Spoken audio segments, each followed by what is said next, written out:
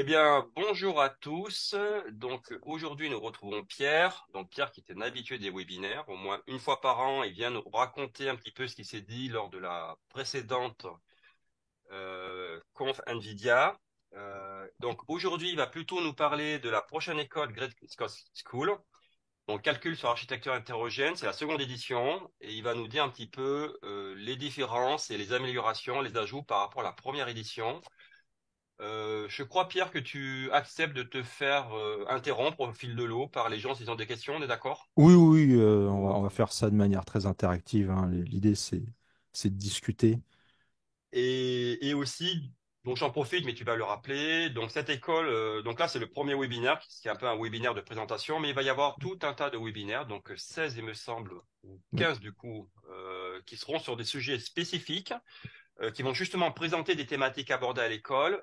Ces sujets, ces webinaires peuvent être regardés de manière complémentaire et de manière indépendante à l'école. C'est-à-dire que ceux qui ne viendraient pas à l'école peuvent quand même profiter de ces webinaires. Et inversement, je crois que je vais te laisser la parole. Donc, Karim et moi, nous allons essayer d'animer un petit peu. Donc, vous pouvez toujours prendre la parole et poser directement au fil de l'eau des questions. Sinon, si vous avez des soucis, vous pouvez aussi dans le chat poser vos questions. Et donc, Karim ou moi, on interviendra et puis on posera directement la question à Pierre. Je crois que j'ai dit l'essentiel. Je te laisse la parole maintenant. Ok, bah merci. Donc oui, donc comme vous a dit Sébastien, je vais vous présenter un petit peu ce qu'on est en train de mettre en place pour une nouvelle édition de l'école. Donc du coup, tu peux aller sur la slide suivante, s'il te plaît, Sébastien. Comme ça, on commence à parler de l'introduction. Donc voilà. Donc là, c'est la nouvelle édition de l'école Grace Code Battle qu'on avait fait l'année dernière.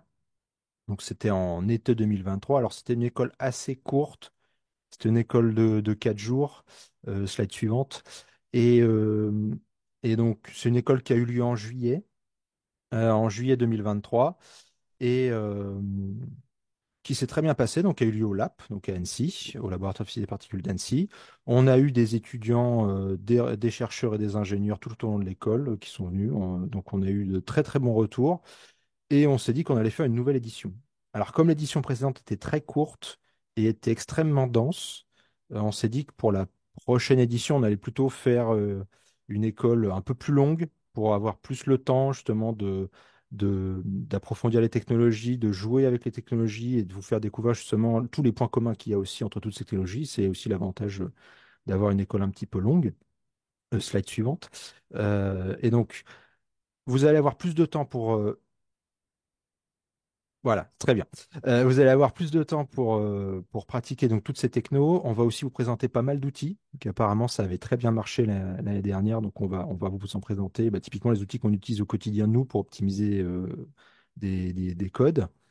La formation est gratuite en elle-même. Et c'est une formation en français, comme l'année dernière. Là, la prochaine édition sera aussi en français. Celle d'après sera en anglais, mais pour 2024, ça sera en français.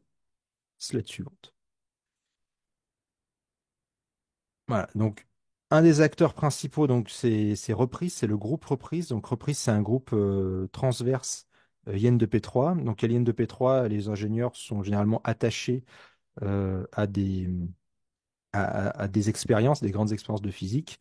Et quand ils sont attachés, généralement, ils ne se parlent pas entre eux, ce qui est un petit peu dommage. Et quand on s'est rendu compte qu'on avait tous des problèmes d'optimisation, on s'est dit qu'on allait faire un groupe transverse, donc à peu près d'une vingtaine de personnes, 20-30, ça dépend des moments, mais en ce moment, on est plutôt une vingtaine.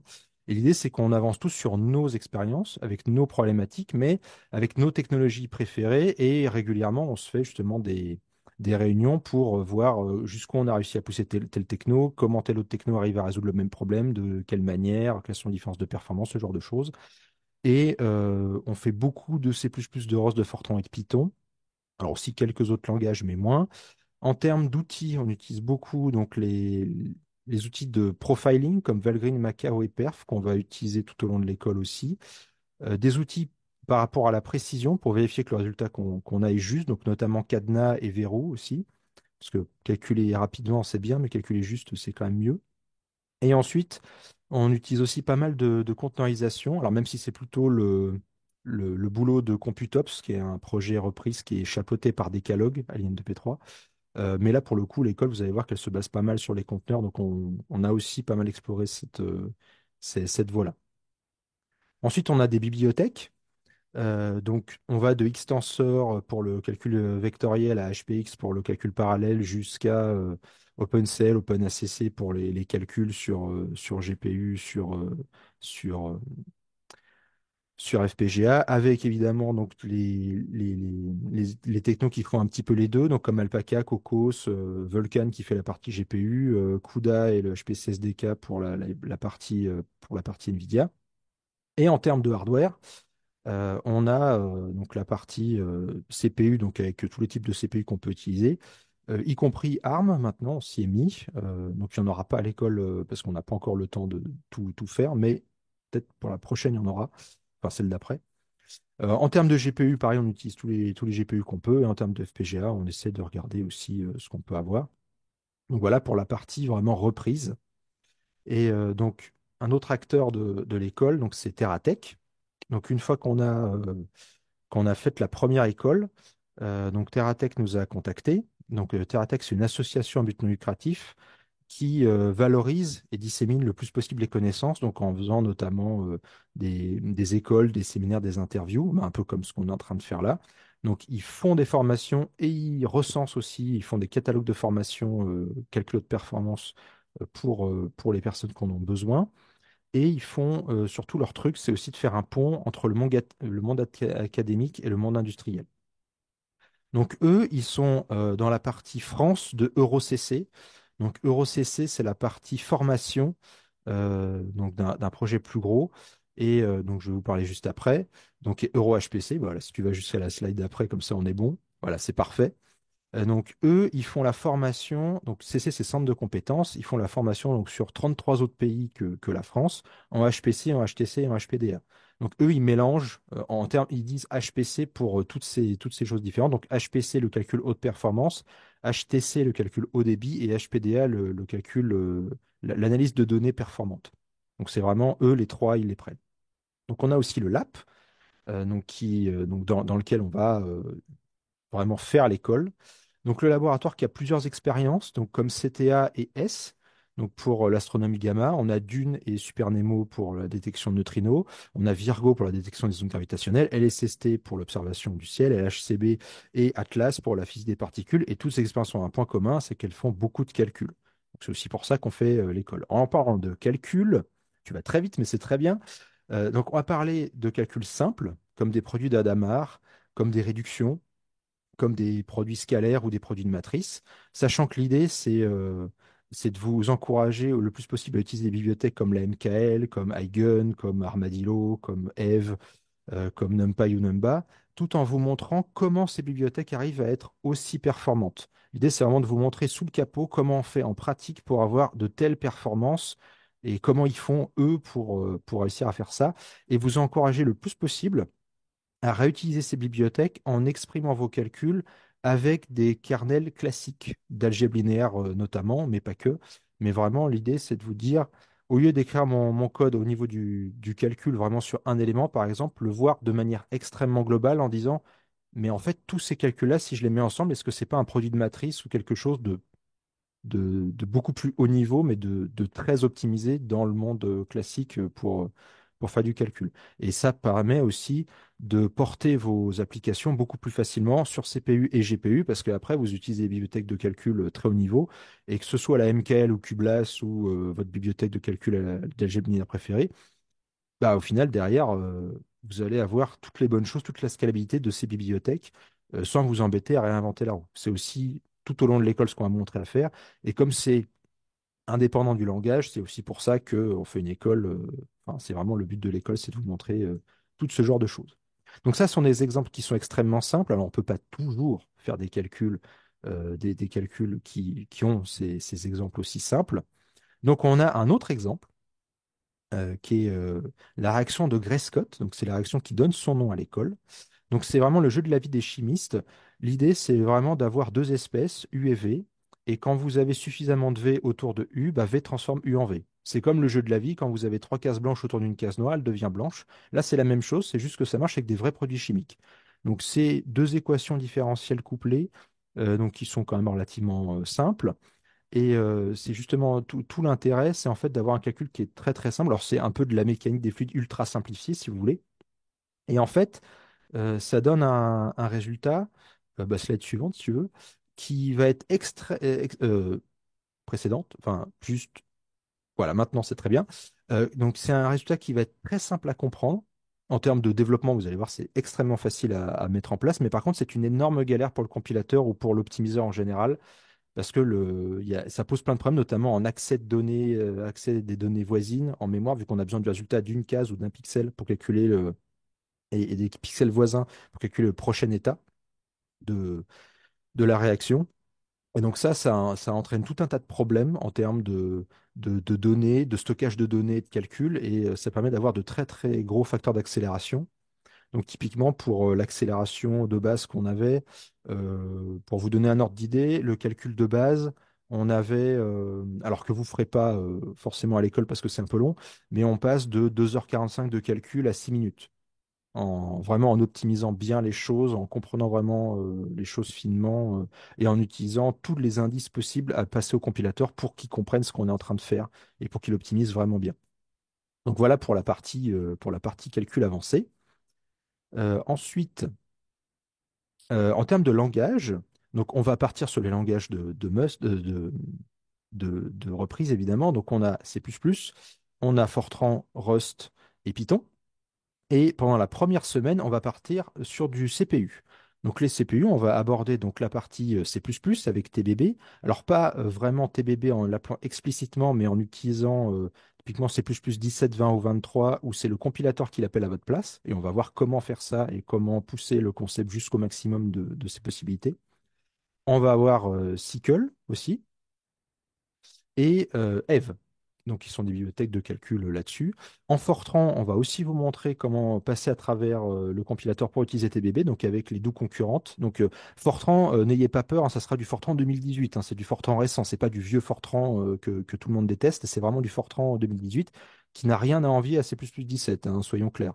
Donc, voilà, c'est aussi pour ça qu'on vous montre ces features-là.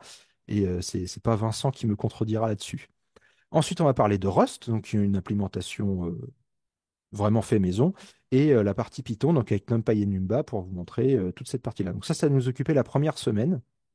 Et la deuxième semaine, naturellement, donc on va faire du GPU, donc avec SYCL, évidemment, CUDA et Thrust. Alors les ingénieurs de chez NVIDIA, dans les dernières présentations, dernières conférences que j'ai pu voir, ils insistent quand même beaucoup sur le fait qu'ils veulent que les développeurs utilisent au maximum des outils autres que CUDA, donc comme Thrust ou le HPC SDK, donc qui vient juste après. Et comme ça vous permet de développer typiquement avec NVC++ du C++ 17, 20 ou 23 qui va tourner directement sur GPU, sans passer par les bibliothèques classiques. Alors derrière, il y a Thrust qui est planqué sous le capot. D'ailleurs, on vous montrera le détail de ce qui se passe derrière. Mais voilà, l'idée, c'est d'avoir un paradigme très haut niveau. Et c'est aussi pour ça qu'on va insister sur le haut niveau tout au long de l'école. C'est que si vous arrivez à exprimer vos calculs de manière un haut niveau d'abstraction, vous allez pouvoir utiliser les bibliothèques que vous voulez en dessous et c'est un bonheur quand on développe de faire ça. Fortran a la même chose, donc aussi avec le HPC SDK mais NV Fortran ce coup-ci. Donc vous avez donc c'est aussi pour ça qu'on a fait l'école. Je fais une petite parenthèse sur l'école précédente, mais on a fait cette école-là parce qu'en 2020, en novembre 2020, ils ont sorti cette fonctionnalité dans NV Fortran et dans NVC++ et ça a changé la vie à tout le monde en termes de calcul. Donc c'est aussi pour ça qu'on a fait l'école précédente et c'est pour ça qu'on fait cette école-là avec la suite parce que là, les compilateurs font plus de choses que ce qu'ils faisaient l'année dernière. C'est normal, ils ont évolué. Et c'est pour vous montrer jusqu'où on peut aller avec cette histoire. Sachant que moi j'étais extrêmement jaloux, je le dis à chaque fois, mais je le redirai là. Euh, Quand en novembre, NV Fortran prend du Fortran et le tourne sur GPU, tous les kernels de calcul étaient portés sur GPU. Ce qui n'est pas le cas en C++. Il n'y a pas d'algèbre linéaire, il faut attendre C++26 pour en avoir. Et moi j'étais très jaloux. Donc voilà. Bon, après, il faut faire du Fortran 2018 et avec des kernels haut niveau en ayant bien pensé son calcul. Donc c'est pas forcément trivial à faire, mais en tout cas, ça ouvre des portes assez importantes. Donc en Rust, on va faire du Vulkan parce que c'est quand même extrêmement puissant. Je vous garantis pas qu'on aura plus parce que pour le coup, on a déjà des choses, on a exploré des choses en C++, mais c'est un peu plus compliqué que prévu et c'est pas forcément trivial et on n'a pas le temps. Donc, on va pas forcément en faire en C++, mais en Rust, et ça vous donne déjà une bonne base pour savoir comment ça fonctionne. Et en Python. Donc, on va faire du Q numérique et du legate. Donc, Q numérique, si vous voulez, c'est la partie GPU NVIDIA de NumPy. Donc, typiquement, si vous avez exprimé votre calcul de manière haut niveau avec NumPy, donc vous faites que des appels à des fonctions NumPy sans aucune boucle for pour faire des choses à la main ou des choses comme ça. Au lieu de faire un import NumPy as NP, vous faites un import Q numérique as NP et votre code tourne sur GPU. Et encore plus fort, avec les gates, qui est un peu le MPI de QNumérique. Si vous avez l'habitude d'utiliser des MPI sur des machines distribuées, vous pouvez dire mon code QNumérique qui tourne dans mon fichier Python, je le fais tourner sur plusieurs CPU, sur plusieurs GPU, sur plusieurs nœuds. Le truc se débrouille. C'est un bonheur à utiliser aussi, pour le coup, c'est très très fort. Mais comme il n'y a pas que ces versions-là dans la vie, on va aussi vous montrer les versions avec PyTorch et avec TensorFlow. Donc pour montrer aussi que voilà, ces outils permettent de faire du machine learning. On en entend tout le temps, tous les jours parler, mais on peut aussi faire du calcul avec, de la simulation avec, parce qu'avant tout, c'est du calcul matriciel qu'ils font. Et si vous arrivez à exprimer vos calculs de manière haut niveau, pareil, passer de NumPy à PyTorch, par exemple, c'est quelque chose qui se fait relativement simplement et on va vous montrer aussi comment faire. Donc voilà, pour cette partie langage. En termes d'outils, donc comme il se doit, on va vous montrer beaucoup d'outils de profiling, donc en termes de performance avec Valgrind Perf et Macao pour la partie CPU, et Nsight qui est extrêmement puissant pour la partie GPU. Toujours dans les tests, dans les profilers, on va vous présenter des profilers mémoire, donc comme Malt, qui va vous montrer justement quand vous allouez quelque chose avec votre application, bah, où est-ce qu'elle est allouée, comment elle est utilisée, ce genre de choses, et quel volume vous allouez aussi, et à quelle fréquence. Donc ça, c'est Sébastien qui vous en parlera beaucoup mieux que moi et NumaProf, qui est un peu la même chose, mais qui gère les nœuds NUMA. Donc, qu'est-ce que c'est qu'un nœud NUMA? C'est en fait quand vous avez un CPU, vous avez des CPU qui sont un peu plus complexes que les autres, où vous avez des espèces d'îlots en termes de calcul, si vous voulez. Et si vous allouez de la mémoire d'un côté et que vous vous en servez de l'autre, vous avez une pénalité qui peut mettre par terre vos performances. Et ça, c'est embêtant. Et NumaProf va vous dire, ah, mais attendez, cette donnée-là, elle a été allouée de tel côté de votre frontière de la mémoire, et c'est pour ça que vous avez une pénalité. Et voilà ce qui se passe, a priori, dans votre application. Donc ça, donc, c'est des choses, faut du matériel un peu spécifique, parce que le NUMA, ça court quand même pas les rues. Enfin, si vous développez sur votre laptop, typiquement, vous n'en avez pas. Mais NumaProf permet aussi d'en émuler, donc ça vous permet aussi de voir a priori votre application, comment elle s'en sortirait sur un NUMA, ce qui est bien. Et si vous êtes sur un vrai NUMA, ça vous permet aussi de voir ce qui se passe et d'essayer de trouver des solutions. C'est toujours le même principe du profiling, c'est trouver des solutions. Ensuite, il y a la partie compilateur. Donc, on va vous montrer dans le détail comment fonctionnent les compilateurs, donc notamment Clang, Clang++ et Flang avec les LLVM, et aussi G++, GCC et G-Fortran. Donc, comment on compile, qu'est-ce que ça veut dire compiler, quelles sont toutes les passes de compilation qu'on fait, pourquoi c'est une grosse galère, pourquoi le compilateur il comprend jamais ce qu'on veut qu'il fasse alors que c'est évident. Voilà, l'idée c'est vous montrer pourquoi ça se passe et vous montrer aussi NVC++ et NV-Fortran, comment ils arrivent à faire les choses, qu'est-ce qu'ils utilisent sous le capot pour que ça fonctionne, qu'est-ce qu'ils ont comme backend, enfin vraiment la pile de pourquoi ça fonctionne et comment ça fonctionne pour que vous ayez une vision d'ensemble. Alors, on va pas vous embêter avec ça très longtemps, mais quand même, ça sera un cours important de l'école. Et comme on s'y réfère assez souvent dans tous les autres cours, c'est mieux d'avoir quelque chose de clair là-dessus. Et ensuite, on a la partie précision, parce qu'on ne va pas vous lâcher avec ça. Donc, avec Cadenas, donc on va peut-être pas avoir le temps avec Vero, mais au moins Cadenas. Et après, les grands classiques, Git, GitLab et CMake pour compiler les programmes classiquement. Voilà pour la partie outils. Ensuite, une chose qu'on Pierre, va Pierre, faire. Oui, Pierre, juste oui, une petite question qui nous est oui. posée. En fait, quel est un petit peu le niveau requis en fait pour chaque langage? J'ai déjà donné en fait des briefs de réponses, mais je voulais que Mhm. ce soit toi qui les apportes. Moi, Oui. ce que je leur ai expliqué, c'est que c'est évidemment pas pour les débutants, mais je te laisse répondre Alors, un petit peu pas à cette pour. question. Bah, en fait, si vous avez déjà des problèmes d'optimisation, cette école est faite pour vous. En termes de niveau, euh, pour le C++, par exemple, on va partir, on considère que vous connaissez un petit peu C++, enfin vous savez écrire une fonction, vous savez ce genre de choses. On va vous présenter les parties avancées de C++17, C++20, C++23. Donc si vous ne les connaissez pas, c'est pas grave. Donc typiquement, comment exprimer les calculs de manière haut niveau sans aucune boucle, ça on va vous le montrer dans l'école. Donc si vous ne savez pas faire, c'est pas grave, c'est le but de l'école. Pour Rust, on part de zéro. Donc, si vous ne connaissez pas Rust, vous n'avez jamais entendu parler de ce langage, on part de zéro. C'est pour ça que les cours Rust sont plus longs que les cours C++. C++, on part du principe que vous avez déjà peut-être un peu entendu parler, un peu pratiqué. Puis bon, après, c'est pas très compliqué à prendre en main aussi. On va rester au niveau, justement, hein. Typiquement, si vous savez faire du NumPy, passer en C++17 avec des algorithmes au niveau, normalement, ça va pas vous poser problème. Alors, faire de la sorcellerie avec des pointeurs, des trucs tordus, ça, on le fera pas. On va rester au niveau pour avoir quelque chose de robuste. Pour Rust, donc, on part de zéro. Donc, si vous ne connaissez pas, tout va bien. Pour Fortran, on part de Epsilon, normalement. Donc, c'est pas zéro, mais quand même, enfin, si vous connaissez un peu Fortran, vous savez comment faire un main ou des choses comme ça. Justement, Vincent va montrer comment est-ce qu'on utilise les doubles concurrentes, comment est-ce qu'on link, comment est-ce qu'on fait tous ces genres de choses, comment est-ce qu'on fait un code qui n'est pas un plat de spaghetti aussi. Euh, donc là, pareil, on part. Enfin, moi, typiquement, j'en ai fait très très peu du Fortran et le cours se suit très très bien. Il y a aucun souci, hein. Donc, pour le coup, ça va. Pour la partie Python, on va partir a priori de pas beaucoup. Enfin, on va partir des bases sur NumPy, comment utiliser NumPy proprement. Après, je suis pas sûr qu'on va vraiment passer du temps à plus bas niveau que ça en disant comment écrire un main ou des choses comme ça, parce que c'est quand même relativement facile. Enfin, même si vous avez jamais fait de Python, vous voyez un main en Python, vous savez ce que c'est. Enfin, c'est pas très compliqué à prendre en main. Et après, toutes les technologies un petit peu avancées comme SQL ou des choses comme ça. Donc, on se base sur C++.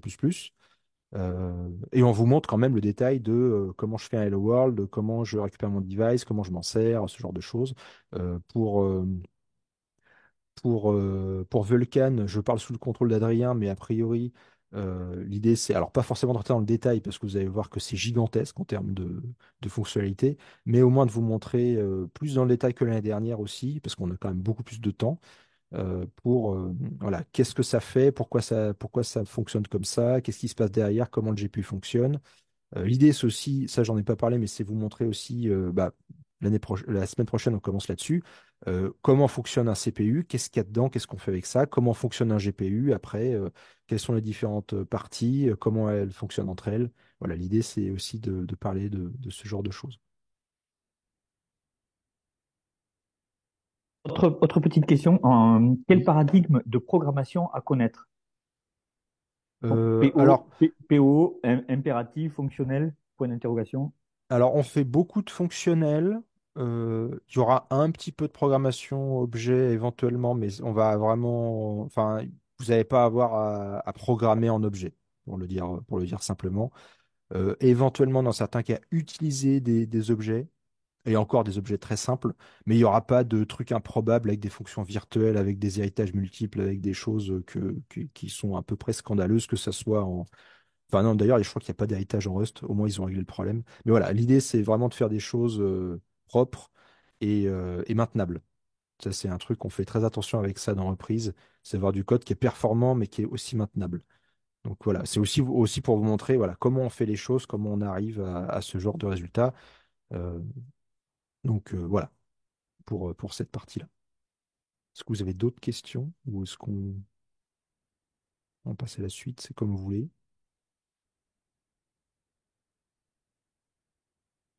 Eh ben, S'il y a d'autres questions, en fait, ne t'inquiète pas. ok, Je les eh récupère au ben, niveau du chat et je te les poserai. passons au mode de diffusion à ce moment-là.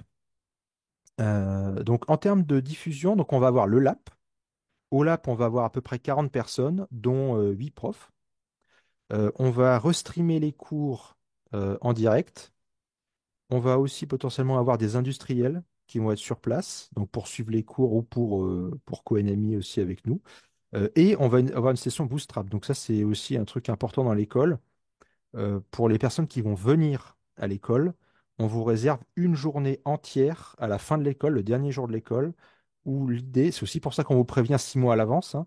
L'idée, c'est que vous veniez avec vos problèmes, vos cas tests, et qu'on vous aide, nous, à régler vos problèmes. Donc c'est pour ça qu'on vous prévient 6 mois à l'avance. Si vous avez du code qui est propriétaire ou qui est compliqué ou qui tourne de manière très spécifique, vous avez le temps de faire un toy model pour venir à l'école dans ce but-là. C'est justement pour ça qu'on vous prévient aussi en avance. Et en termes de live, on va streamer donc sur YouTube. Donc l'idée c'est donc là j'ai mis les collègues et les laboratoires qu'on connaît bien. Alors ils sont pas d'accord ou quoi, c'est juste comme exemple, hein. L'idée c'est aussi de faire une annonce, profiter de cette slide pour faire une annonce.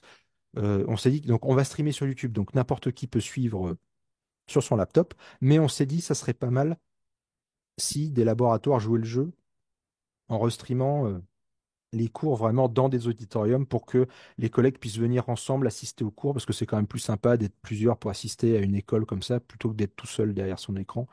Donc voilà, après, vous pouvez suivre le cours comme vous voulez. Et en parlant de ça, donc slide suivante, je vais vous montrer un petit peu comment suivre les cours. Donc sur votre laptop, vous avez accès à YouTube et aux cours qui sont en ligne. Vous pouvez faire l'installation en bare metal, donc ça prend un peu de place, mais ça se fait. Enfin, moi, c'est ce que j'ai sur mon laptop, ça va très bien. Vous pouvey utiliser des containers, donc Aptainer ou Docker. Les deux sont, enfin, tous nos cours sont compatibles avec Aptainer et Docker, donc de ce point de vue-là, il n'y a pas de souci. Et vous passez à travers votre navigateur pour accéder aux cours. Les gens qui seront en présentiel au LAP auront accès à Must, qui est le centre de calcul du LAP. Et on a déjà des images disponibles que vous pouvez jouer à travers votre navigateur. Et on a déjà des sites satellites qui sont d'accord pour jouer le jeu, comme Roméo et le Client qui ont déjà répondu présent. Le Cerfac qui sont très intéressés, donc ils sont en train de voir comment faire pour faire les choses. On a aussi l'INRIA qui est en train de se poser des questions là-dessus. Donc, on va potentiellement avoir pas mal de sites satellites. Et en termes de hardware, on va donc faire du calcul sur Intel et sur AMD en termes de processeurs. Et en termes de GPU, si vous avez un GPU NVIDIA, ça sera des compute capabilities supérieures ou égales à 6. Donc, typiquement, Pascal, Volta, Ampère, Hopper, c'est bon. Si vous avez du Maxwell, ça va être compliqué. Et si vous avez des GPU plus vieux, là, vous allez pouvoir faire du CUDA, vous allez pouvoir faire du Struts, vous allez pouvoir faire des choses, mais pas du NVC++ ou du NV Fortran. Donc là, c'est 6 ou plus. Et en AMD, on essaie d'être compatible avec à peu près tout. Alors, je suis pas sous le contrôle d'Adrien parce que c'est plutôt lui qui fait ce genre de calcul. Mais a priori, faut pas que ce soit un GPU trop vieux non plus, mais si c'est un GPU qui a même quelques années, a priori, Bah, ça va marcher. Oui. tout ce qui a une implémentation Vulkan 1.0 Voilà, et c'est ça va ça. vraiment très loin, quoi. Donc, vérifiez votre compatibilité Vulkan, mais a priori, si vous êtes compatible Vulkan, il n'y aura pas de souci, ça fonctionnera. Et À si mon vous avis, ça voulez, remonte à 2010 minimum et probablement avant. voilà, donc a priori, voilà, plus de 10 ans de compatibilité, a priori, c'est pas mal. Et donc, a priori aussi, c'est aussi pour ça que vous avez des sites satellites.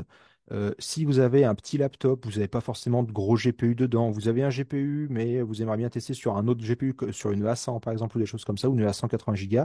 C'est aussi pour ça que les sites satellites sont là. Donc voilà, si vous gérez un site satellite et que vous êtes intéressé, bah, dites-le nous, envoyez-nous un mail et on va essayer de vous incorporer dans l'école. Si vous connaissez un site et vous êtes intéressé, bah, embêtez-les pour qu'ils nous contactent ou mettez-nous en relation pour qu'on puisse faire ça ensemble. Vraiment, l'idée, c'est qu'il y ait le maximum de sites qui puissent participer pour couvrir vraiment toute la France. Euh, Voire même un tout petit peu plus, mais ça, je vais laisser Karim en parler après. Puis là, de toute façon, là, j'en suis à ma dernière slide, donc comme ça, on Et, va. Oui. et petite question, Pierre, les images ou les prérequis à installer sont-ils déjà disponibles? Alors, les images, en fait, on a déjà les versions actuelles des images. Donc, ils sont un peu grosses, donc on va quand même essayer de les réduire en termes de taille. Et en termes d'utilisation, on va faire des images beaucoup plus petites. Là, elles font quand même quelques gigas, donc c'est un petit peu embêtant.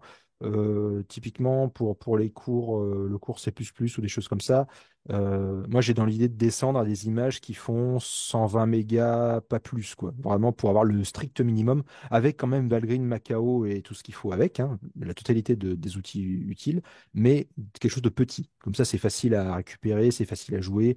Et l'idée, c'est pas que vous ayez besoin de 150 gigas sur votre machine pour suivre toute l'école, quoi. C'est aussi ça le truc. Donc Après, ça, on y Pierre, travaille. Oui. Pierre, juste pour donner quelques informations, euh, l'objectif là, en fait, c'est aussi pour ça qu'on s'y prend très tôt, Mhm. Oui. c'est d'essayer de référencer entre aujourd'hui et l'ouverture des inscriptions, Pierre va le dire, qui va arriver un peu plus tard, de référencer en fait tous les sites satellites. Et Oui. évidemment, une fois qu'on en aura en fait un certain nombre, l'objectif en fait, ça va être de faire avec Pierre et ses camarades en fait un petit webinaire en fait pour vous montrer un petit peu pour vous aider un petit peu à les installer sur vos machines. Mm. C'est ça, Pierre. C'est pour Oui, pas. c'est ça. Donc on va pas le faire en fait cas par cas parce que sinon ça va nous demander énormément de réunions, Mm. etc. Donc on va attendre d'avoir un certain nombre, une masse critique de sites satellites. Et une fois qu'on en aura un certain nombre, un petit peu avant les inscriptions, on vous aidera. Mais comme Pierre le dit, toutes les images de l'école qu'il a faites l'année dernière, donc de la première édition de l'école, en fait, sont déjà disponibles. Mm. Je pourrais vous montrer en fait exactement où, etc. Mais c'est très trivial en fait à les retrouver sur le site de l'école de l'année dernière. Et vous pouvez déjà en fait par vous-même en fait le tester. Mais vous inquiétez pas, on va pour tous les sites satellites, il y aura en fait tous les éléments, les prérequis, en fait le minimum vital pour vous en servir, etc. On est en train de tout préparer. Et on va vous l'envoyer à chaque fois qu'il y aura un site satellite qui lèvera la main. Voilà. Bon, Si après, j'ai dit des on bêtises, a... Pierre, n'hésite Non, pas, c'est hein. très bien. Après, pour compléter un petit peu ce que tu as dit, on a deux types d'images. On a vraiment les images qu'on peut tourner directement sur un laptop, donc avec juste les dépendances du cours. Et on a des images un petit peu plus évoluées, généralement qu'on fournit au centre de calcul satellite, où là, vous pouvez vous connecter avec votre navigateur à travers un VS Code pour jouer le cours. Ou à travers un Jupyter Notebook, hein, c'est la même chose. Donc vous avez un site, vous pouvez passer à travers, quel que soit votre OS, quelle que soit votre installation, c'est aussi tout l'avantage de ça. Et en fait, ces images-là sont un peu grosses. Et quand on aura les nouvelles versions de ces images-là, vous pourrez tourner même ces images-là sur votre laptop.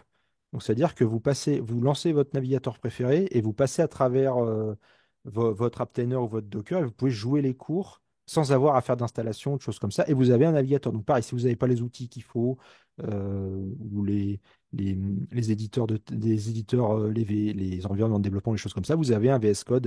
Alors après, il faut utiliser VS Code. Mais bon, voilà, au moins vous avez un environnement de développement intégré avec un terminal, avec tout ce qu'il faut pour suivre les cours. Donc ça, donc là, pour l'instant, l'image est assez grosse. On est en train d'essayer de la réduire parce que l'idée, c'est quand même que ça soit facile à utiliser.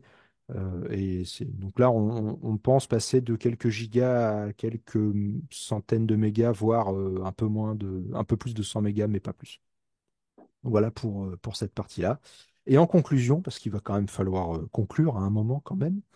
Donc, c'est une école qui aura lieu donc, du 1er au 12 juillet 2024 à Annecy, au LAP. C'est une école qui sera en français, donc pour vraiment tout niveau. L'idée, hein, donc je vous en ai parlé un petit peu tout à l'heure, mais pour les étudiants, les chercheurs et les ingénieurs. Donc, on a toujours plusieurs niveaux dans chaque cours. Donc, il y a une trame principale et après, vous avez des piscines spécialisées si vous voulez découvrir la technologie ou aller vraiment au maximum de ce qui est possible à faire. Sachant que comme tous les cours seront en ligne, après, si vous êtes un utilisateur intermédiaire, par exemple, que vous avez bien appris pendant l'école et que après vous vous dites, ah, mais attends, j'ai compris un truc, je veux avoir le cours avancé, vous l'avez. C'est aussi ça l'idée. Alors, vous ne l'aurez pas en direct, mais vous aurez toutes les vidéos YouTube pour aussi aller plus loin. Donc, c'est aussi ça l'idée. Il y a toujours plusieurs niveaux de lecture en même temps. Donc, là, je vous mets donc, la page indico de l'école, l'emploi du temps qui est prêt et qui est publié, la liste des webinaires, et donc pour vous dire que les inscriptions donc, seront à partir du 1er avril jusqu'à peu près le 1er juin et un petit peu plus tard enfin, pour vraiment s'inscrire, pour venir physiquement à l'école, et on aura peut-être une semaine ou deux de plus pour pouvoir se dépatouiller avec ça. Et bah, éventuellement, Sébastien, comme tu partages, tu pouvais juste montrer bah, la liste des webinaires, typiquement, histoire qu'on finisse avec ça, et puis après, on prendra d'autres questions si vous en avez. Ok, je te cherche ça. Parce que moi, ma page est déjà prête, mais comme j'ai pas le droit de partager, manifestement, bah, du coup, voilà. Ça, Et, Attends.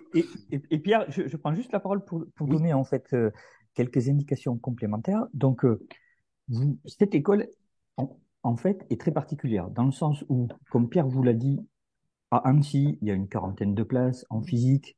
Vous allez pouvoir suivre les cours sur place avec tous les formateurs et une journée dédiée en fait à la résolution de vos problèmes en mode bootstrap. Donc ça, c'est super.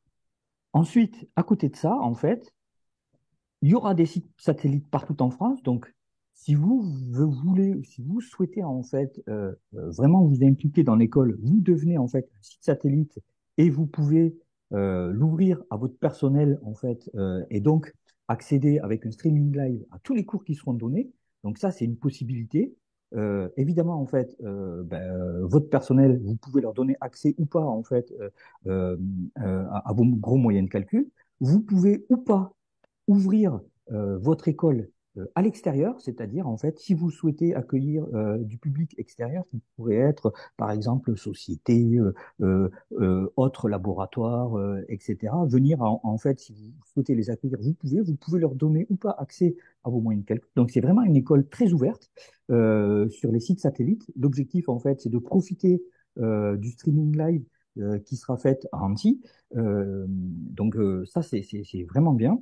Et puis, la dernière possibilité aussi, c'est que, comme l'a dit Pierre, en fait, vous pouvez jouer, en fait, vous pouvez faire les exercices tout seul sur votre laptop. Donc, il y a un troisième mode qui est évidemment dégradé parce que vous n'avez pas, en fait, de gros moyens de calcul et puis vous êtes tout seul. Mais vous pouvez suivre de chez vous, en fait, les cours directement, en fait, en faisant tourner les exercices directement sur votre laptop. Alors, évidemment, c'est un mode dégradé, mais c'est une troisième possibilité qui est possible. Et souvent, en fait, certains auront le choix aussi peut-être de suivre des cours à la carte, typiquement, en fait, pour approfondir telle ou telle compétence. Donc, il y a vraiment trois modes différents du site à Annecy, en fait, à vos sites satellites, si vous souhaitez vraiment mettre en place ce partenariat avec l'école, ou sinon, en fait, de chez vous. C'est pour vous donner, en fait, la grosse image, Pierre. Voilà, c'était, si tu Non, peux, c'est très bien. voilà. C'est très bien. Et du coup, ouais, les webinaires, donc ça sera a priori le jeudi matin à 10 heures. Bon, sauf contre-ordre, mais a priori, ça sera ça. Et on aura à peu près un webinaire par semaine jusque mi-mai. Et après, on aura le forum Terratech où on aura aussi l'annonce de l'école à ce moment-là. Et donc là, vous voyez, typiquement, vous avez donc la semaine prochaine, c'est Adrien qui nous parle de l'architecture CPU. Après, on a Vincent qui nous parle de précision. Adrien qui nous parle de Malte et NumaProf, donc je vous en ai parlé un petit peu tout à l'heure. Après, je vous parle de C++ 17, 20 et 23. Après, on a du Rust, on a Eve, l'architecture GPU, le Fortran, faire du calcul GPU avec C++, donc 20. Alors après, c'est 17, 20 et 23, mais le 20 est plus rigolo, alors je vais vous parler du 20. On a quoi? On a SQL, NumPy, Rust, du GPU avec Fortran, du Qmeric, les gates, TensorFlow. Enfin voilà, vous voyez qu'il y a vraiment de quoi faire. Et l'idée, c'est pas juste de vous faire des teasers, hein, c'est de vous donner vraiment des informations. Après, il y aura beaucoup plus de choses dans l'école, parce qu'on peut plus développer, mais c'est aussi de vous montrer voilà, des petites choses. En fait, c'est un peu ça qu'on dit régulièrement, c'est l'optimisation, c'est plein de petits trucs mis bout à bout. Et quand on les a tous, on a de la perf qui déchire. Mais si il en manque quelques-uns, c'est un peu bancal. Donc voilà, on va essayer de vous donner ces petits trucs tout au long de ces webinaires. La durée des webinaires, Pierre, c'est une petite question que l'on a. Une heure, 2 heures? Ça va être, bah normalement, ça dépend du webinaire, mais on va faire entre 30 et 45 minutes.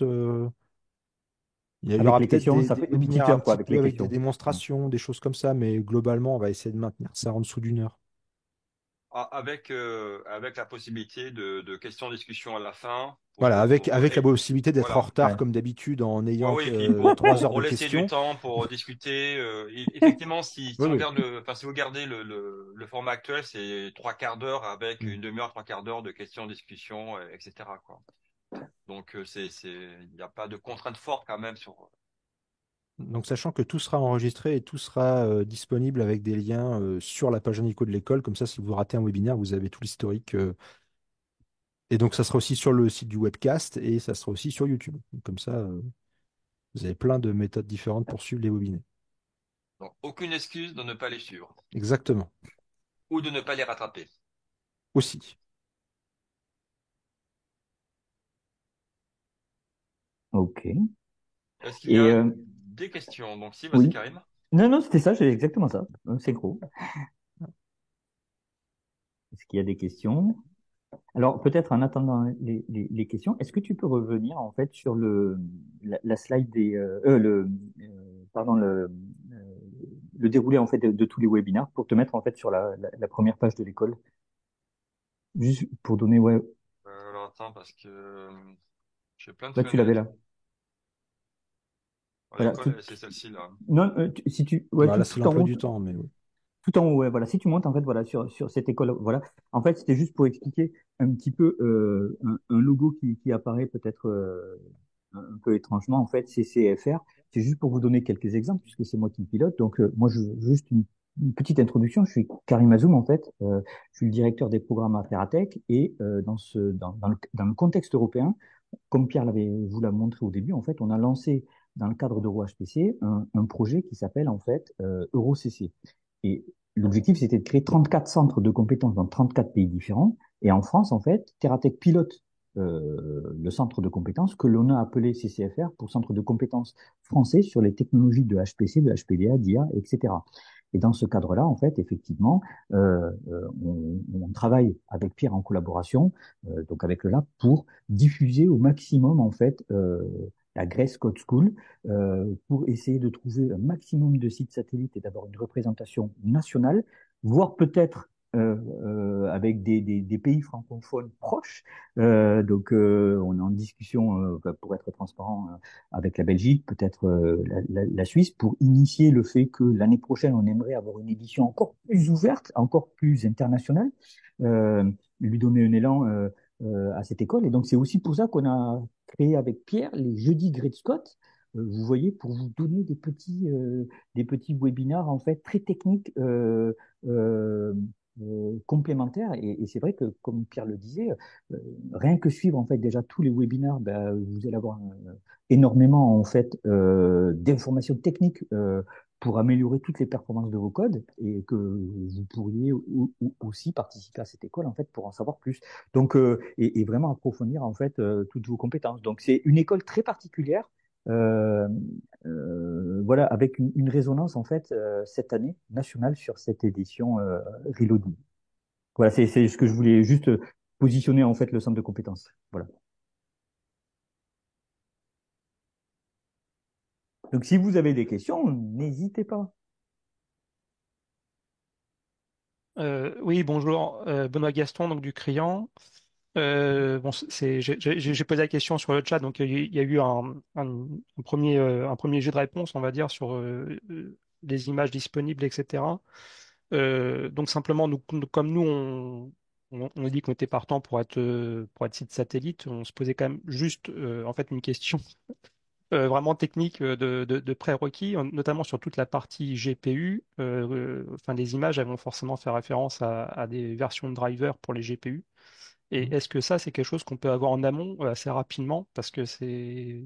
Oui, Enfin, oui, ça, pas de problème. voilà, en fait, c'est vraiment quelque chose qui potentiellement pourrait être bloquant chez nous parce que des montées de versions de driver, c'est parfois un petit peu compliqué en fait à mettre en production. Donc voilà, donc c'est pour ça qu'on envisageait, enfin ça serait intéressant d'avoir ça assez rapidement, d'autant plus que étant donné que les webinaires vont commencer à être joués à partir de la semaine prochaine, je pense que les gens qui suivent les webinaires, potentiellement, ils peuvent être intéressés par tester les outils qui leur sont présentés avant, avant l'école.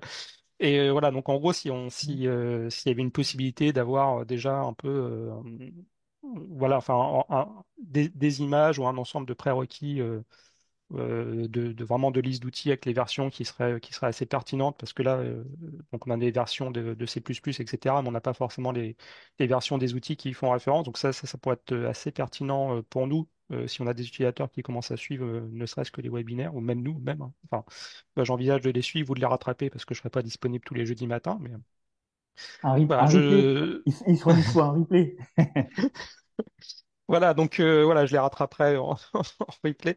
Mais effectivement, donc je pense que ça serait vraiment intéressant qu'on ait, voilà, enfin si on pouvait avoir voilà, en gros les images ou même des premières versions d'images pour qu'on puisse un peu se rassurer sur leur mise en œuvre sur nos machines, parce que c'est pas quelque chose qu'on fait souvent, en fait, de faire tourner des images conteneurisées sur nos machines. Et je sais quand on le fait, on est quand même parfois un petit peu gêné par certaines versions de driver ou ce genre de choses. Donc j'aurais voulu en fait Ouais, bah là, avoir ça. bah après, ça, Oui, enfin, pardon. on essaie d'aller le plus loin possible dans le futur, si je peux dire ça comme ça. Mais là, typiquement, si je prends l'exemple du HPC SDK, par exemple, la version la plus récente que j'ai testée pour l'instant, c'est la 23.9. Et puis je vais tester aussi les versions qui vont sortir après. Et avec le 535, ça marche très bien. Le pilote 535, il y a aucun souci. D'accord. Tout fonctionne très bien.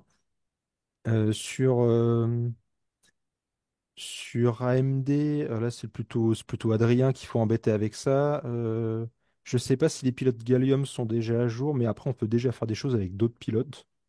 Enfin, Bah, je connais pas les versions, mais pour Vulkan, en gros, c'est au niveau du noyau que ça se passe, c'est pas des pilotes tiers. Donc, bah, le plus récent le noyau, le mieux c'est, quoi. Mais Ok.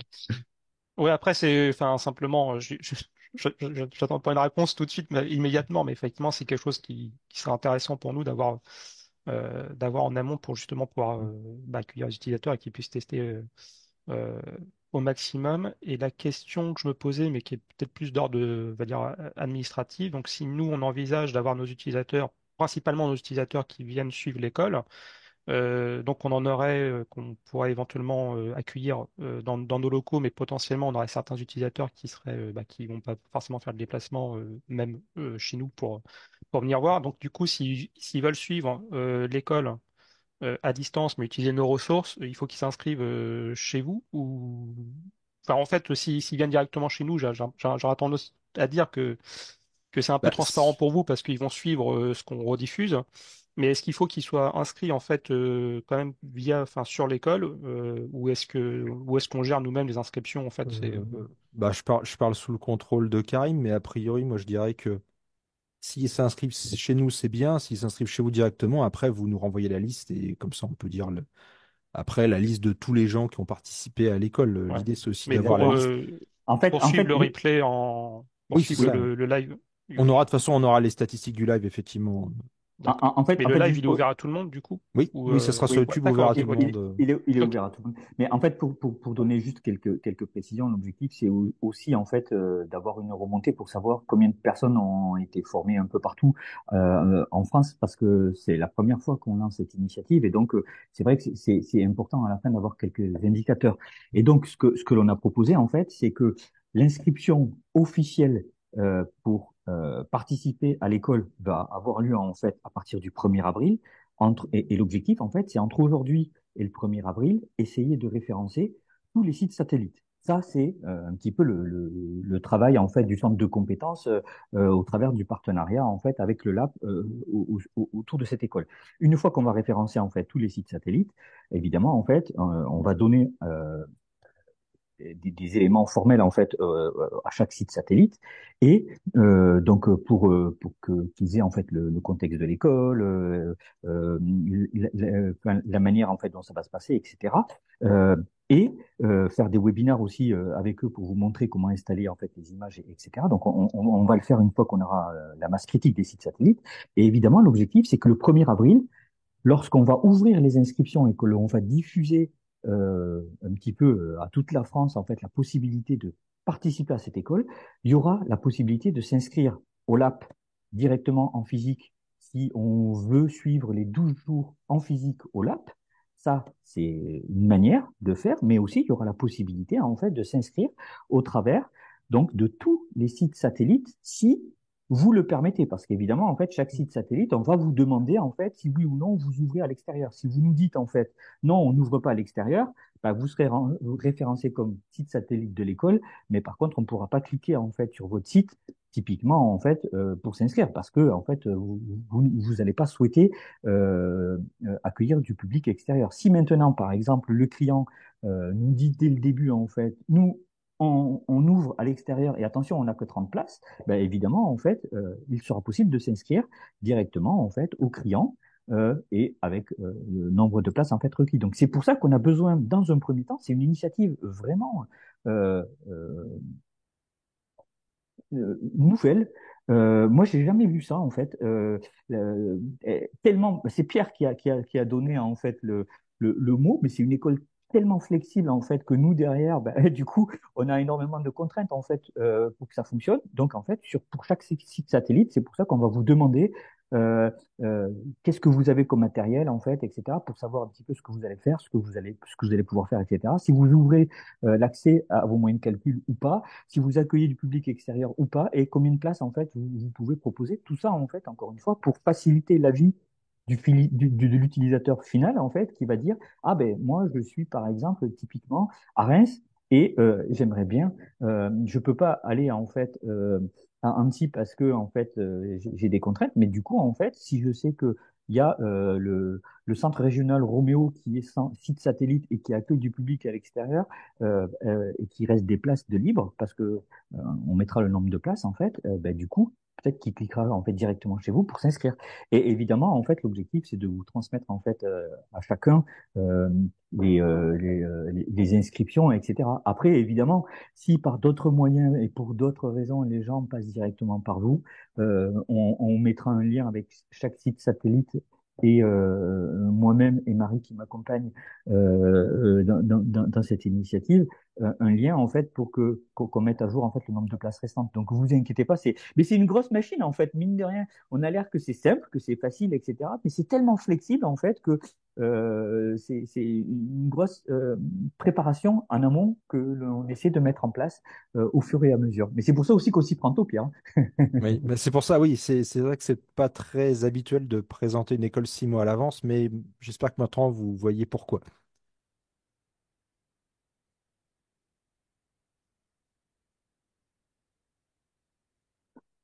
Donc je crois que vous pouvez tous prendre en fait la parole et le micro. Vous avez tous accès au micro normalement en fait. Donc vous n'hésitez pas. C'est le moment de poser encore une fois des questions sur cette initiative de formation nationale donc autour du HPC. Donc vous avez Pierre. euh, vous Bah là, pouvez poser toutes je vos suis pas tout questions, seul, il mais y il n'y a a pas que Adrien, Pierre. il y Il a n'y a pas que David, Pierre. enfin, on a quelques espions reprises dans la liste, hein, donc n'hésitez pas si vous avez des questions.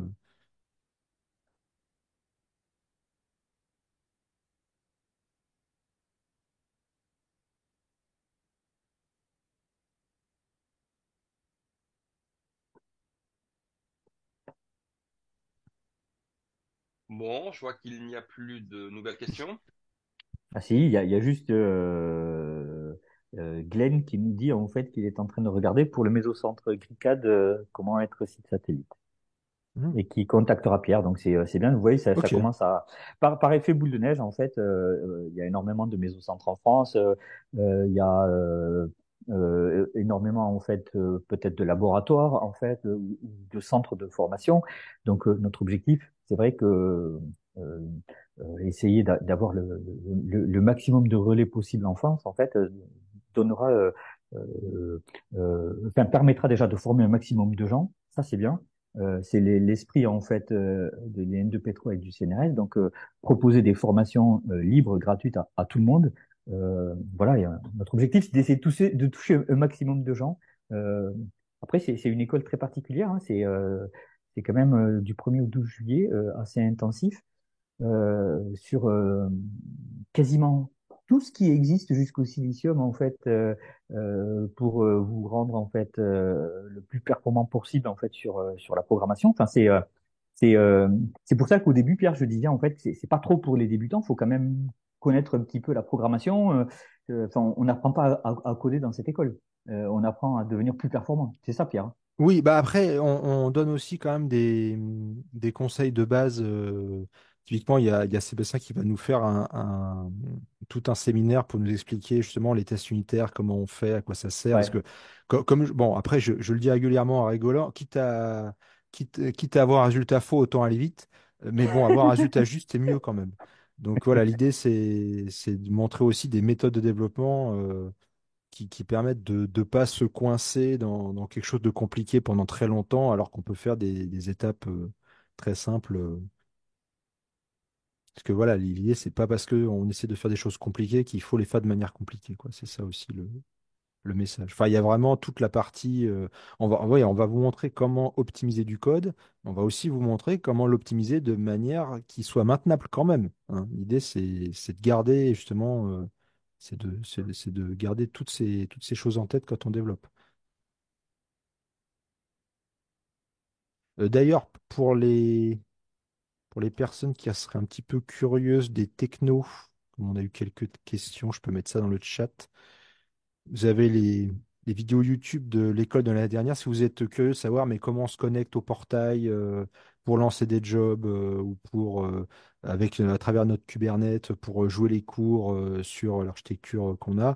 Voilà, jetez un œil, comme ça vous verrez l'interface, à quoi elle ressemble, le genre de techno qu'on a. Ça peut vous donner une idée.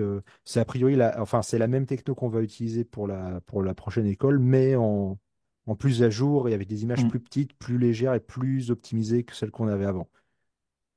Et Pierre, dernière information, c'est que le programme, alors je sais pas si tu l'as dit, le programme de l'école est accessible aussi au Le travers du programme de site. l'école est déjà en ligne. Bah, ça Ouais, fait quoi? Ça fait 2 mois qu'il est prêt, le programme de l'école, en ouais. fait. Mais là, le programme, voilà, on l'a mis en ligne aussi pour l'occasion. Donc, vous avez déjà tout. Donc, si vous regardez, vous allez voir qu'il y a même quelque chose le samedi. Alors, ça sera évidemment optionnel, hein. Si vous avez de la famille que vous devez revenir chez vous le week-end, il n'y a pas de problème. Mais voilà, on va vous trouver des petites activités sympas à faire. On va voir aussi avec l'Office du tourisme s'il n'y a pas moyen de faire une petite visite d'Annecy ou des choses comme ça. Mais voilà, si vous n'êtes pas là, c'est pas grave. Vous allez rater quelque chose d'exceptionnel, autant vous le dire. Mais si vous n'êtes pas là, Mm. c'est pas grave. Voilà. Et autre chose, autant en fait sur Annecy, effectivement en fait comme l'école dure 2 semaines, le samedi et le dimanche, nous on travaille, on va travailler en fait, mais Alors, pas le aussi dimanche, faut quand même pas exagérer. non, voilà, on va travailler, mais Le aussi dimanche, c'est libre, hein, on vous laisse tranquille le dimanche. Mais le samedi, on va vous euh, donner des petits trucs à faire. Voilà, un petit jeu de plage. ouais, donc Voilà. ça c'est pour les gens qui vont venir en fait à Annecy. Mais Oui, le oui, truc en stream, il y aura, c'est ça ça, sera pas streamé, ça. C'est pour ça ça, sera vous pas allez streamé. voir, il y Donc, aura des trucs. mais mais le truc qui est intéressant, nous on va mettre en place en fait un social event à Annecy pour les gens qui vont venir se former et qui vont rester sur place. Par contre, en fait, un truc qui est aussi intéressant, tous les sites satellites de l'école, en fait, donc pendant ces 2 semaines, en fait, vous allez avoir des gens, etc. On peut vous aider en fait à communiquer avec Marie en fait si vous souhaitez par exemple en fait je sais pas créer un petit cocktail ou on va pas le financer hein, parce qu'on n'a pas l'argent mais c'est pas ça mais si vous souhaitez en fait vous-même créer des événements autour de votre centre en fait qui va participer à cette école, évidemment en fait vous avez tout le loisir de faire ce que vous voulez. Enfin, encore une fois, l'école est flexible. Donc quand vous êtes site satellite, euh, bah, vous pouvez faire aussi vous-même un social event si vous en avez envie, etc. Donc par contre nous on peut relayer ça évidemment. Après, on est souple aussi, hein. Si vous voulez être site satellite, mais que vous n'avez pas de GPU ou pas beaucoup, ou pas de CPU et beaucoup de GPU ou l'inverse, vous pouvez prendre qu'une des 2 semaines en disant, bah, nous, on peut vous aider cette semaine-là et pas l'autre. C'est mieux si vous pouvez faire les deux, mais si vous n'avez pas la ressource, on va pas avoir un ulcère pour ça, c'est pas grave. L'idée, c'est que vous puissiez participer à votre niveau, à ce que vraiment vous pouvez faire. Donc, typiquement, Exactement. Meuse va participer à tout parce qu'on a plein de CPU et on a plein de GPU. Mais si vous n'avez pas beaucoup de GPU ou vous voulez pas, vous avez plein de CPU mais pas beaucoup de GPU et vous voulez pas réduire à 10 personnes alors que vous pourriez en avoir 40 ou 30, voilà, vous pouvez aussi Exactement. dire, bon, bah, en fait, la deuxième semaine, on peut accueillir mais moins de personnes ou, après, on vous donnera des trucs, les exemples, ça que je l'ai pas dit, mais les exemples sont extrêmement flexibles en termes de temps de calcul. Donc même si là, nous, on va vous montrer les exemples les très longs avec de la statistique pour vous montrer vraiment précisément les barres d'erreur des performances qu'on peut avoir, mais on peut réduire les tests de performance à quelques secondes. Ce qui fait que si vous avez quelques GPU, bah, vous pouvez accueillir sans problème quelques dizaines de personnes. Si vous lancez un job, vous pouvez attendre 1 minute que votre test de 10 secondes passe. C'est pas un problème. Voilà, on peut faire des choses de ce genre-là aussi. euh, pour réussir à scaler les écoles sur tous les centres. Ou même si vous gérez un centre, vous pouvez aussi dire, on a une contrainte spécifique. Tout ce que on vous dit dans l'école de faire comme test, lancez 2 fois moins de calcul d'images, 2 fois moins de calcul d'événements, ou peu importe, et ça sera bon. Vous pouvez avoir des choses comme ça aussi, c'est tout à fait possible. Vous faites vraiment votre cuisine comme vous voulez. Pour que ça fonctionne sur vos machines. Ça, il y a pas de contrainte là-dessus. Exactement. Et le dernier truc, alors ça c'est plus expérimental, mais je le dis quand même parce que c'est une réflexion en fait qu'on a entamée. On va essayer de voir comment partager avec tous les sites satellite une interface pour poser des questions que en fait je récupérerai en temps réel en fait, et moi je serai en Annecy avec Marie en fait. Et donc du coup voilà, on posera les questions en fait aux formateurs. On va essayer de regrouper en fait les mêmes questions. Donc voilà, enfin, je réfléchis à essayer de trouver un outil qui simple et efficace en fait, qui nous permettrait à tous les sites satellites, voilà, en temps réel en fait, de récupérer vos questions et donc du coup de les poser directement à Annecy en fait aux formateurs.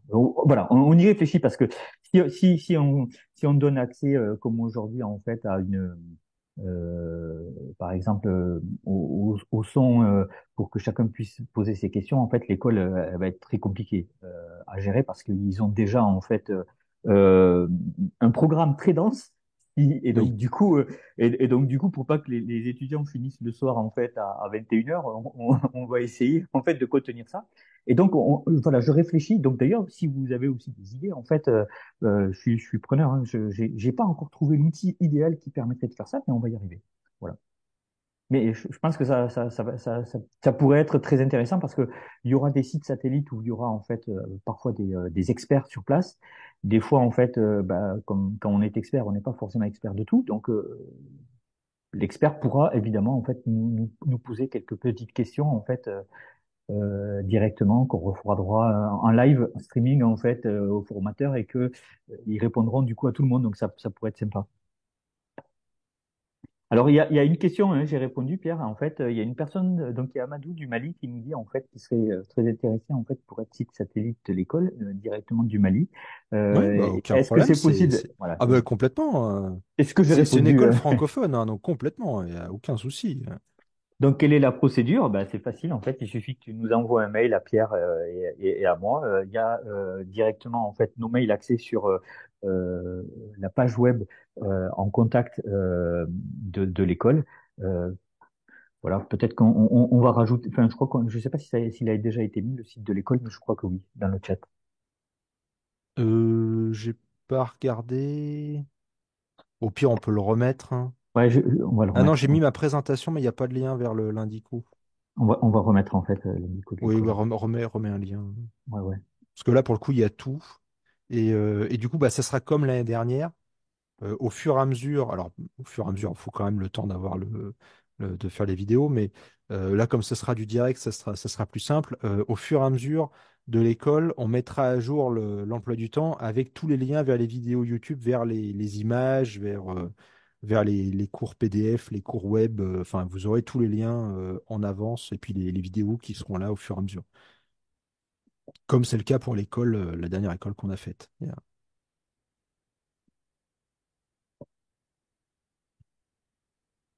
Voilà, je viens de rajouter le lien de l'école. Vous allez voir en fait. Allez vous balader. Vous avez directement accès au jeudi de la Great Scott School. Donc du coup, bah, tous les webinars. Vous avez accès en fait au programme. Euh, à partir du 1er avril, en fait, les inscriptions se feront directement en fait sur ce site. Voilà, vous avez le programme de l'école et vous avez évidemment en fait les contacts pour nous contacter en disant pour l'instant j'aimerais quelle est la procédure, etc. pour être site satellite et on va vous guider au fur et à mesure. Donc vous inquiétez pas. Après, donc ça c'était on va dire la présentation de l'école. Évidemment, après, on va envoyer en fait des mails très particuliers pour les gens qui vont vouloir être site satellite, pour commencer à faire un référencement de tous les sites satellites, etc. Donc voilà, ça va se faire dans un deuxième temps. Là, l'objectif de cette première réunion, c'était vraiment que Pierre vous montre un petit peu déjà en fait le contenu technique de cette école et l'évolution par rapport à la première édition, qui est très importante. Hein. Parce Puis la qu'on logistique passe. qu'il y a autour aussi, parce que La logistique, merci Pierre, pas facile. euh, Et l'école, en fait, mine de rien, elle passe de 4 jours à quasi un peu plus de 10 jours. Donc, voilà, c'est une sacrée école. En fait, honnêtement, si vous suivez en fait les 10 jours de l'école, euh, je pense que forcément, en fait, vous aurez des gains de performance sur vos codes de calcul. Ou sinon, ou sinon, Pierre, il y a un problème quelque part. bah, c'est aussi pour ça qu'on a refait cette école, parce qu'en fait, ce qui s'est passé, c'est que l'année dernière, sans faire exprès, on a fait un peu du bootstrap, mais à la pause café comme on pouvait. Mm. Et on a eu que des bons retours là-dessus. Donc c'est aussi pour ça qu'on essaie de le faire avec plus de temps, avec plus de choses, pour que ça soit mieux pour tout le monde, quoi. Parce que c'est vrai que, enfin, si vous regardez les vidéos, vous allez voir, il y a 19h45 de vidéos en 4 jours. Donc ça veut dire qu'il n'y a pas les pauses, il y a pas les repas, il n'y a pas tous ces trucs-là. Donc c'était quand même pas mal dense en 4 jours. Donc là, on va essayer de faire quelque chose d'un petit peu plus simple à digérer, mais avec quand même plus d'infos. Mais c'est pour ça on passe de 4 jours à 12 jours, quoi. Super. Donc, si vous avez des questions, c'est encore le moment. Quelques minutes, en fait, de dernière question.